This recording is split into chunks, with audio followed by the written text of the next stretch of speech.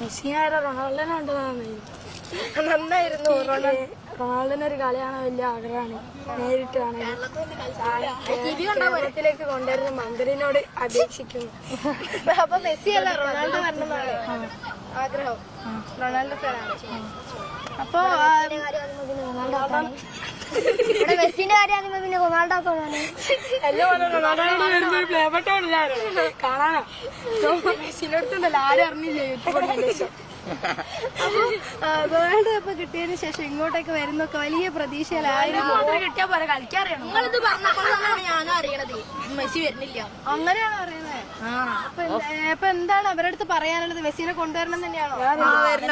അല്ല പറഞ്ഞു എന്താ പറയാന് കേൾക്കണ്ടേ ഇവരൊക്കെ?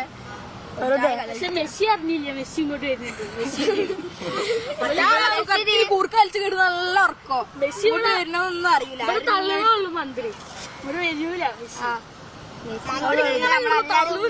അഥവാ കൊണ്ടരാണെന്ന് പറയുകയാണെങ്കിൽ തന്നെ കൊണ്ടുവരില്ല മന്ത്രി. മന്ത്രി അഥവാ കൊണ്ടരാണെന്ന് പറയുകയാണെങ്കിൽ തന്നെ കൊണ്ടുവരില്ല. കൊണ്ടുവരില്ലെന്നാണ്. അതാണ് കേരളത്തിൽ അവർക്ക് എന്ത് സംഖ്യ അടിക്കാല്ലേ. അതൊക്കെ അടിച്ചുകൊണ്ട് എത്തിച്ചൂടെ മെസ്സിനെ. പിന്നെ വെറുതെ പറയാൻ വെക്കണം കയ്യൂലേരി. കേരളത്തിലത്തെ പുതിയൊരു ഗ്രൗണ്ട് ഒക്കെ സെറ്റാക്കും മെസ്സി വരുമ്പോഴത്തേക്കും. അങ്ങനെയൊക്കെയാണ് വലിയ വലിയ ആഗ്രഹങ്ങളാണ്. അതേ ഗ്രൗണ്ട് ഇല്ലേ കോഴിക്കോടില്. ഈ മെസ്സി വന്നില്ലെങ്കിൽ മെസ്സി വന്നില്ലെങ്കിൽ